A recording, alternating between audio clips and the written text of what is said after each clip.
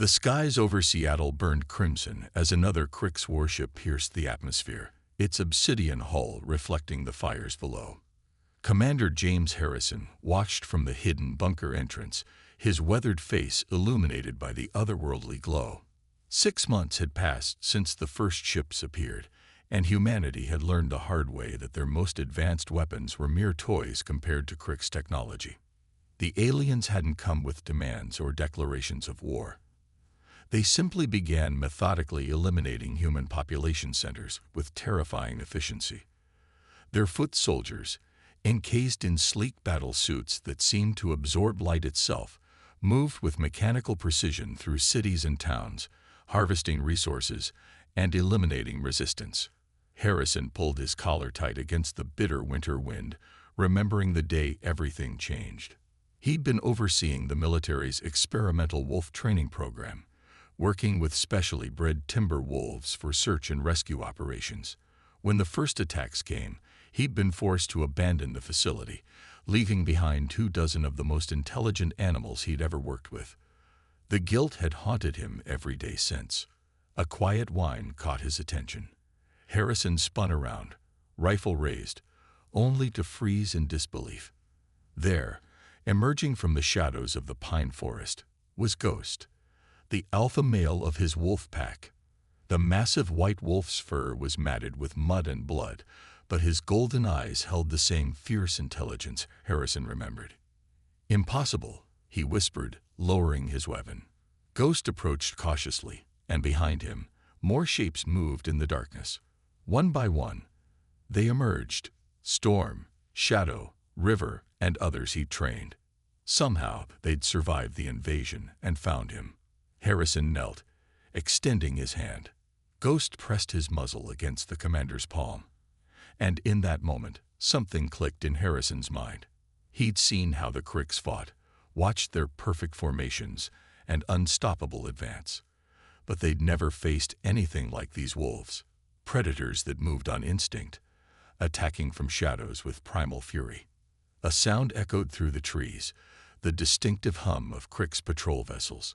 Ghost's ears flattened, and Harrison noticed something strange. The wolf's hackles raised not in fear, but in a display of aggression he'd only seen during training exercises. The other wolves spread out instinctively, moving with a purpose that spoke of more than mere survival. "Sir," the harsh whisper came from Rachel Torres, his second in command, emerging from the bunker entrance. "We've got movement on the perimeter sensors. Krix patrol, headed this way." Harrison looked at Ghost, then back at Torres. "Get Dr. Rice up here. Now." The biologist: "Sir, we need to get below before." "Now, Torres. I think I just found our way to fight back." Minutes later, Dr. Luna Rice emerged, her dark eyes widening at the sight of the wolf pack.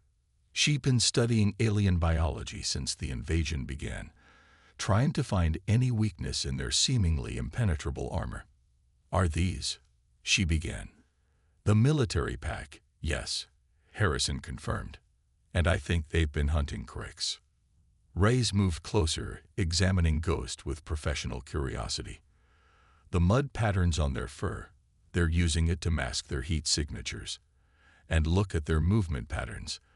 They're maintaining optimal positions for ambush tactics. Harrison nodded. They've adapted, evolved their training to target the aliens. He turned to Torres. "How many survivors did the last scout team find in the Olympic Peninsula?" 23. Mostly civilians, but a few with military background. "Why?" "Because we need to find more wolves. Wild ones, if these guys can learn to fight the Krix." Harrison paused as Ghost's head snapped toward the forest, ears pricked forward. The hum of the patrol vessels grew louder. "Get inside," Harrison ordered. "But keep the perimeter cameras active. I want to see what they do."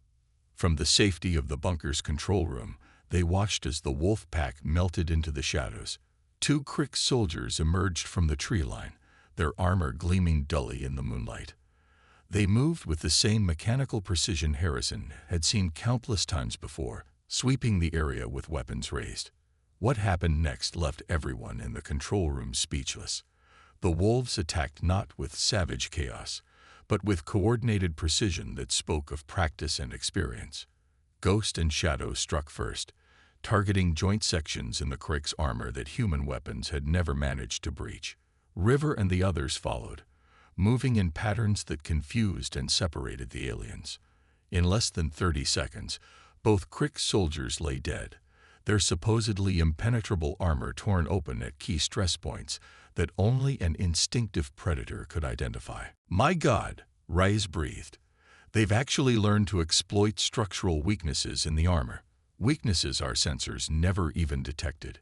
Harrison watched as Ghost raised his head toward the bunker's hidden cameras, as if awaiting approval. In that moment, he felt something he hadn't experienced since the invasion began: hope. "Dr. Reyes, how quickly can you analyze their attack patterns? And Torres, I need you to get me everything we have on wild wolf populations in the Pacific Northwest." "You're serious about this?" Torres asked. Harrison nodded, his eyes fixed on the screen where Ghost stood guard over his pack. "The Cricks beat us because they were more advanced, more efficient, more logical. But they've never faced Earth's apex predators. It's time we reminded them that this planet doesn't belong to them." As if in response, Ghost threw back his head and howled, a sound that carried through the bunker's walls and echoed across the ravaged landscape. One by one, other howls answered from the darkness. The wolves of Earth were calling, and for the first time since the invasion, humanity had an answer to the Cricks' technological superiority, the primal fury of nature itself. In the 3 weeks since discovering Ghost's pack, the underground bunker had transformed from a mere shelter into something resembling a military research facility. Dr. Luna Reyes stood in the newly constructed observation bay, watching through reinforced glass as Harrison worked with the wolves in the converted missile silo below. The commander moved with practiced ease among the pack, his commands now a mixture of hand signals and subtle whistles. Ghost shadowed his movements, the massive white wolf serving as both lieutenant and interpreter to the others. They discovered that the military-trained wolves could effectively communicate with their wild cousins, passing on their knowledge of Crick's weak points with surprising efficiency. "Their learning curve is unprecedented," Reyes muttered, making notes on her tablet. Behind her, Rachel Torres cleaned her rifle, her eyes never leaving the training session below. "The wild ones are different," Torres observed. "More aggressive, less disciplined. But more numerous," Reyes countered. Their scouts had located 3 wild packs in the Olympic Peninsula alone, each showing the same instinctive hostility toward Crick's patrols. "And they're adapting faster than we expected." The bunker's intercom crackled. "Dr. Reyes," Harrison's voice was tight with excitement, "you need to see this." Below, Harrison had arranged several pieces of salvaged Crick's armor on training dummies. Ghost sat at attention, watching as 3 younger wolves, all wild caught less than 2 weeks ago, circled the targets, watched their approach pattern. Harrison said as Reyes entered the training area, "They're mimicking the original pack's tactics, but they've added something new." The wolves moved like smoke, their paths seeming random until Reyes noticed how each motion brought them closer to the armor's critical joints. But unlike the military-trained wolves, these wild ones showed an almost supernatural awareness of the Crick's technology's energy emissions. "They're sensing something we can't," Reyes realized. "The electromagnetic fields from the armor's power systems. They're using them to identify weak points." Harrison nodded. Ghost's pack learned through observation and trial and error. These new ones, they can feel where to strike. Evolution in action, responding to a new apex predator in their territory. A distant alarm interrupted their discussion. Torres' voice came through the intercom. "Perimeter breach. Crick's patrol, heavy weapons. They're sweeping the ridge." Harrison's hand went to his radio. "All units, battle stations. This isn't a drill." He turned to Reyes. "Get the research data secured. If they find this facility—" "Too late," Torres cut in. "They're following a search pattern. They know something's here. Harrison looked at Ghost, then at the wild wolves. They were already alert, muscles tensed, awaiting his command. In that moment, he made a decision that would change the course of the war. Torres, initiate Protocol Omega. Dr. Rice, release the packs. All of them? Rides asked, already moving toward the containment controls. The wild ones aren't fully trained. They're ready enough. And we're out of options. The facility's hidden exits opened, allowing the wolves to slip out into the darkening forest. Ghost lingered, watching Harrison with intelligent eyes. Go, Harrison commanded softly. Hunt. The white wolf vanished into the shadows. Harrison and Reyes rushed to the command center, where Torres was coordinating the facility's defensive measures.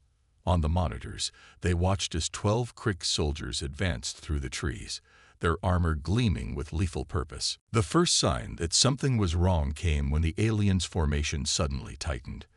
Their movements became more erratic, sensors swiveling to track threats that seemed to come from all directions. They're using Ghost's hunting pattern, Reyes whispered, watching the thermal displays.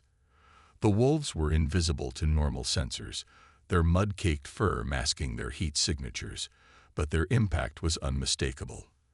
The Crick's formation, once precise and unstoppable, began to fragment. The attack, when it came, was devastating in its precision.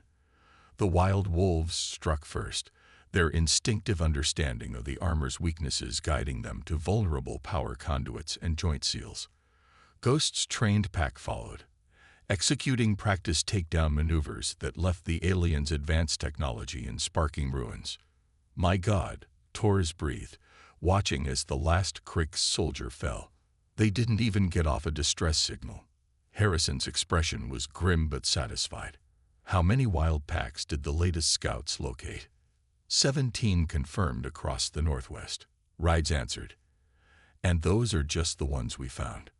Get me a secure line to the other resistance cells, Harrison ordered. It's time we showed the Cricks that Earth has teeth. As if in response, a chorus of howls echoed through the bunker's walls, a sound that was being heard more and more often in the occupied territories. The wolves of Earth were no longer merely surviving. They were hunting. And for the first time since the invasion, the Cricks were learning what it meant to be prey. That night, as Harrison reviewed the battle footage with Reyes and Torres, a message arrived from the European resistance.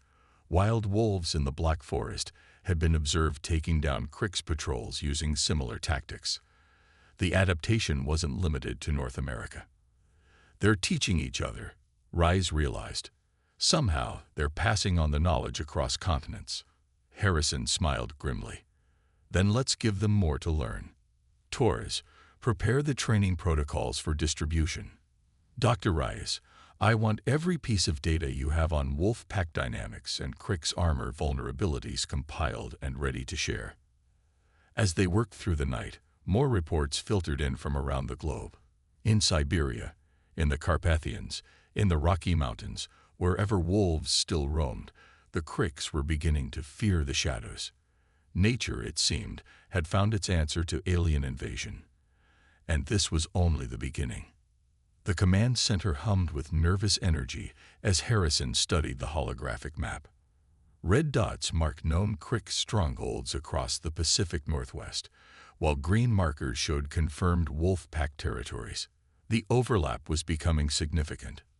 Latest intel from Vancouver, Torres announced, sliding a tablet across the planning table.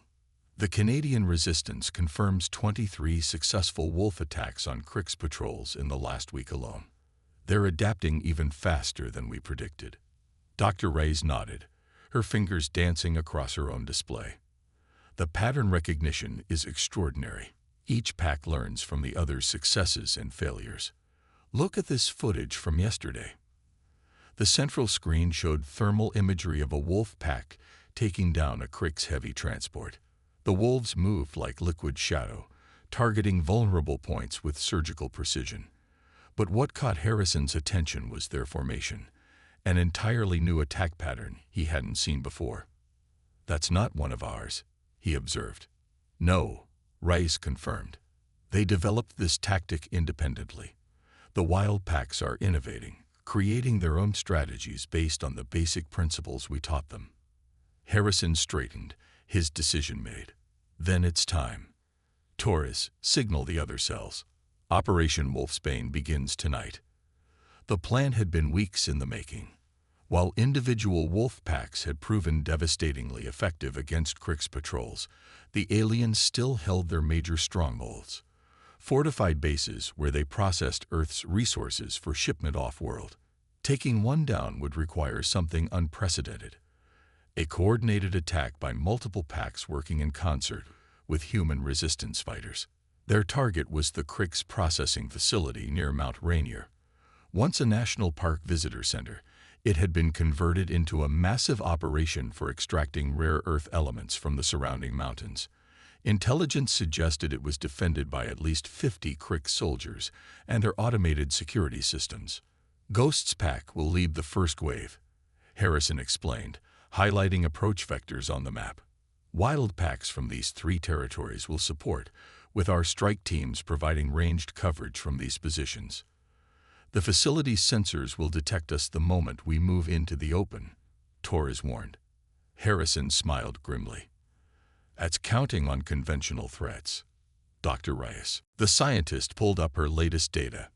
The wolves have learned to move in patterns that exploit blind spots in Crick's scanning technology. Their natural stealth capabilities, combined with their evolved understanding of the alien systems, make them virtually invisible until they strike. As night fell, Harrison stood at the bunker's hidden entrance, watching Ghost's pack prepare for battle. The white wolf's fur was streaked with dark mud, breaking up his silhouette.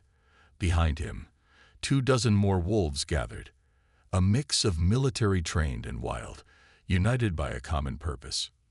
Remember, Harrison addressed the assembled resistance fighters, their faces grim in the twilight. We're not the primary attack force tonight. We support the wolves, not the other way around. They know what to do. The strike teams moved out first, taking up positions around the Crick's facility. Through their scopes, they watched the alien guards patrol with mechanical precision, unaware of the shadows gathering in the surrounding forest. Ghost gave a low growl, the signal. Like a gathering storm, wolves emerged from the darkness.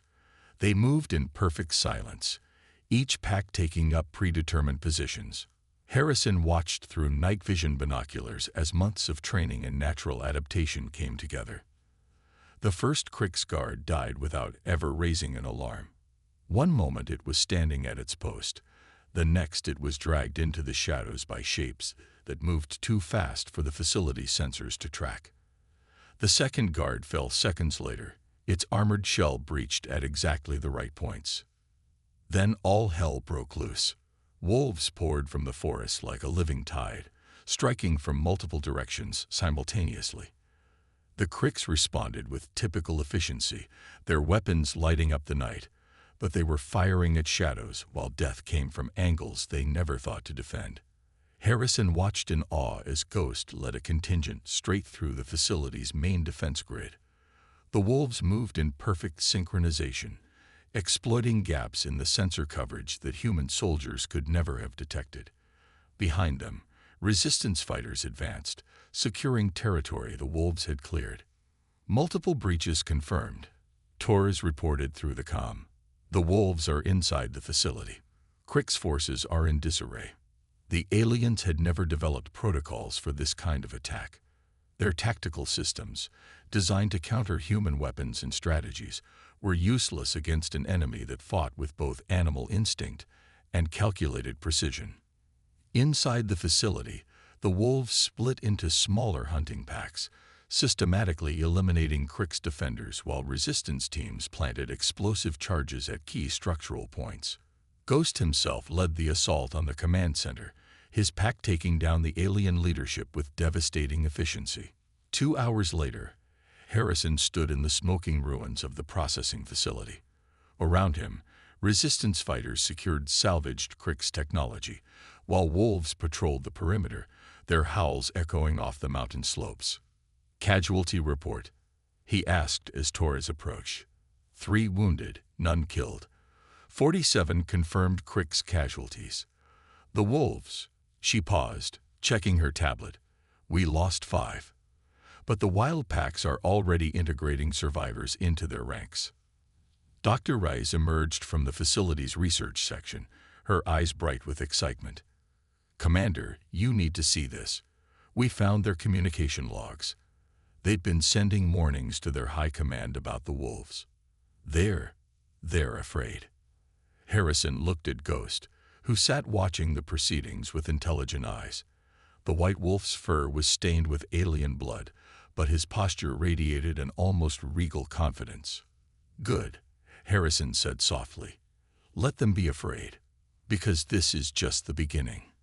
As dawn broke over the mountains, more howls joined the chorus, wild packs responding to the victory cry. The Cricks had ruled Earth through technological superiority, but they were learning a harsh lesson. On this planet, technology wasn't the only path to power. Nature had its own weapons, and they were growing stronger every day. Would you like me to continue with Part 4? This section showcases the first major offensive against the Cricks, while highlighting how the wolves have evolved beyond their initial training. News of the Mount Rainier victory spread like wildfire through the resistance network. Within days, similar attacks began across the globe. The Cricks, for the first time since their invasion, were losing ground. In the bunker's newly expanded command center, Harrison studied reports from around the world. The Siberian resistance had liberated 3 processing facilities. European wolves had crippled Crick's supply lines through the Alps. Even in the remote forests of South America, local wolf populations had begun adapting the same hunting techniques. Their response patterns are changing, Dr. Rice announced, entering with fresh analysis. The Cricks are abandoning smaller outposts, consolidating their forces in larger facilities. They're trying to create zones too heavily defended for the wolves to penetrate. Desperate tactics, Torres commented, but Harrison shook his head. Not desperate. Adaptive. They're learning, just like we did. Show me the new defense configurations. The holographic display updated, showing how the Cricks had modified their perimeter security. Multiple overlapping sensor grids, automated defense turrets, and new armor modifications designed to resist wolf attacks. They were evolving their strategies, just as the wolves had evolved theirs. They're not just afraid anymore, Harrison mused. They're treating the wolves as an equal threat to their occupation, maybe even greater than human resistance. A commotion at the bunker's entrance interrupted their discussion. A scout team had returned early, led by a young resistance fighter named Kai. His face was flushed with excitement. Commander, you need to see this, he said, pulling up footage on his tactical tablet. The video showed a Crick's patrol encountering a wolf pack, but instead of attacking, the wolves performed an elaborate series of movements. The aliens, seemingly confused, held their fire. Watch what happens next, Kai urged. On screen, the wolves retreated into the forest. The Crick's patrol, following standard protocol, advanced to secure the area. They walked straight into an ambush, not from the wolves they'd seen, but from 3 other packs attacking from completely different directions. They're using decoy tactics, Dr. Rice breathed. The first pack deliberately revealed themselves to draw the Cricks into a trap. Harrison turned to Ghost, who had become a constant presence in the command center. The white wolf's ears were pricked forward, watching the footage with evident interest. They're not just learning to fight, Harrison realized. They're learning strategy, deception, complex tactical thinking. Dr. Rice nodded eagerly. It's unprecedented. The combination of their natural intelligence, the military training we provided, and the evolutionary pressure of facing a superior enemy. They're developing cognitive abilities we never thought possible. Sir, Torres called from the communication station. Priority message from Asian Command. The Chinese resistance reports wolves in Mongolia have started coordinating with local snow leopard populations. They're seeing cross-species hunting packs taking down Crick's patrols. Harrison leaned back, processing this new development. They're recruiting, building alliances with other apex predators. Doctor, what's the potential scale of this? Ray's fingers flew across her tablet. If this spreads to other large predator species, bears, big cats, even smaller pack hunters like coyotes, the Cricks won't be able to move outside their fortified zones at all. An alert sounded from the perimeter sensors. Ghost was on his feet instantly, but his posture was relaxed. Moments later, they understood why. A new wolf pack had arrived, larger than any they'd seen before, at least 30 strong. At their head was a massive black wolf with battle scars visible even through his thick fur. That's the Olympic Peninsula Alpha, Kai explained. His pack has been destroying Cricks patrols for weeks. Now they're here. For training, Harrison finished. The wolves were no longer just sharing knowledge within their species. They were actively seeking out instruction, gathering to learn the most effective ways to fight their common enemy. That night, Harrison stood on the bunker's observation platform, watching as Ghost's pack integrated with the newcomers. The training area below had become a sort of wilderness academy, where wolves from across the region came to learn and then returned to their territories to pass on what they'd learned. The Cricks made a fundamental mistake, Dr. Rice said, joining him at the railing. They saw Earth as just another resource to be harvested. They never understood that this planet's biosphere isn't just scenery, it's a weapon. And now it's turning against them. Below, Ghost and the Black Alpha worked together, demonstrating attack patterns to their combined packs. The level of coordination was beautiful to watch, like a deadly dance choreographed by nature itself. We're approaching a tipping point, Harrison said. The wolves aren't just resisting anymore. They're waging a systematic campaign to reclaim their territory. And that territory is expanding every day. A distant explosion lit up the night sky. Another Cricks facility falling to the relentless assault of Earth's defenders. The wolves paused their training, all heads turning toward the blast. Then, one by one, they began to howl. The sound carried for miles, picked up and echoed by other packs across the wilderness. It was no longer just a cry of defiance. It was a declaration of war, and the Cricks were finally beginning to understand what that meant. Would you like me to continue with the final part? This section develops the wolves' evolution into strategic fighters, while introducing the concept of broader animal resistance against the invaders. The war room beneath Mount Baker was unlike anything Harrison had imagined possible 6 months ago. Representatives from resistance cells worldwide gathered around the holographic display, while outside, the surrounding forests teemed with wolf packs from 3 continents. The day they had planned for had finally arrived. Final confirmation from all sectors, Torres announced, her voice tight with anticipation. The Cricks have completed their consolidation. 87% of their forces are now concentrated in 20 major strongholds. Playing right into our hands. Harrison nodded. Status of the packs. Dr. Rice, her hair streaked with premature gray from months of endless work, pulled up a global distribution map. Green markers representing coordinated wolf packs covered much of the northern hemisphere, with additional hotspots showing allied predator groups in other regions. Over 3,000 wolves are in position, she reported. Supporting forces include 200 bears in North America and Russia, multiple tiger packs in Asia, and mountain lion groups throughout the Americas. All have been observed successfully replicating wolf pack tactics against Cricks patrols. Ghost, now bearing fresh scars from countless battles, sat at Harrison's side. The white wolf had become more than a military asset. He was a general in his own right, commanding respect from both human and animal forces. The Cricks think they found safety in numbers. Harrison addressed the assembled leaders. Their strongholds are the most heavily defended positions on Earth. But they've made one critical mistake. They've given us all our targets in one night. The plan was audacious in its scope. A simultaneous global attack on every major Cricks installation, coordinated between human resistance fighters and the newly evolved Predator Alliance. The aliens had superior technology and numbers, But Earth's defenders had something more powerful, a planet's worth of the Vault Hunters, all focused on a single goal. "Commence Operation Gaia," Harrison ordered. "All teams, execute on schedule." Around the world, as darkness fell, the greatest hunting party in Earth's history began. Wolf packs that had once numbered in the dozens now moved in hundreds, their ranks swelled by months of dedicated breeding and training. They were joined by bears whose natural strength could tear through Crick's armor, big cats whose speed and agility matched the aliens' most advanced battle suits, and countless other predators who had learned to target the invaders' weaknesses.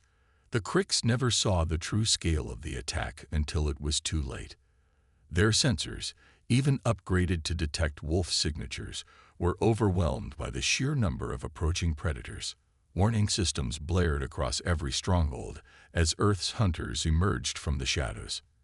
In Seattle, Harrison led the assault on the Cricks Regional Command Center.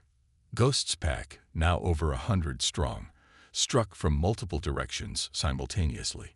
The aliens' defensive lines, designed to repel conventional military attacks, crumbled before an onslaught they couldn't comprehend. "Western Command is breached," Torres reported through the tactical network. European forces report similar success. The Shanghai stronghold just fell to a combined wolf-tiger assault. One by one, Crick's strongholds across the planet found themselves under attack by forces that defied their tactical algorithms.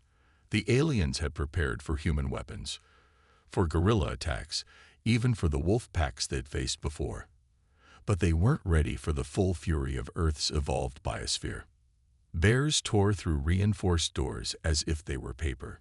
Tiger packs moved with impossible speed through defense grids, their natural agility enhanced by months of adaptation to Crick's technology.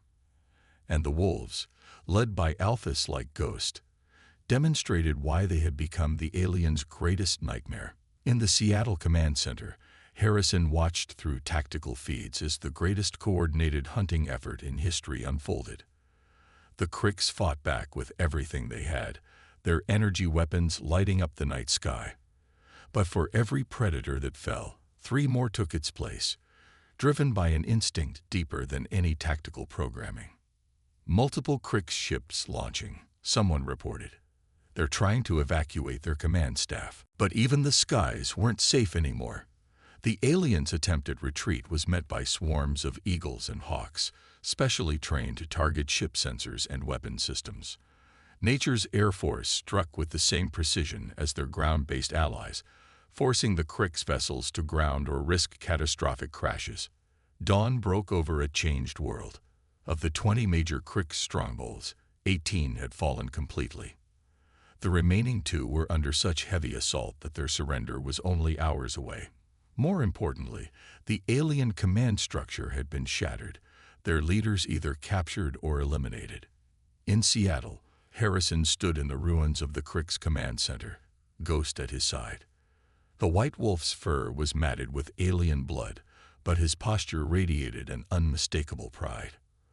Around them, wolves from a dozen packs mingled with resistance fighters, all sharing in the triumph of their impossible victory. Dr. Rice approached, her tablet displaying incoming data from around the globe. "The remaining Cricks forces are surrendering en masse," she reported.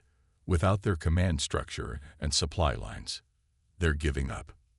"No," Harrison corrected, watching as Ghost raised his head to howl, a sound immediately echoed by thousands of voices across the city. "They're not giving up. They're accepting that this planet isn't theirs to take." The victory howl spread across continents, carried by wolves, and their allies in every corner of the world. It was Earth's declaration of independence, spoken in a language older than human civilization. The Cricks had come with technology beyond imagination, but they had failed to understand a simple truth. This planet had its own defenders, evolved over millions of years to protect their territory. As the sun rose higher, Harrison received reports of Crick ships lifting off around the world, not in tactical retreat, but in full evacuation. Earth's message had been received. The aliens had learned what every invader throughout history had discovered. that this world's greatest strength wasn't in its resources or strategic value, but in the indomitable spirit of its native defenders, both human and animal alike. The war was over. Earth had won. And in forests, mountains, and grasslands across the planet, its defenders celebrated with a chorus that would be remembered for generations to come. The song of victory, sung in the ancient voice of wolves.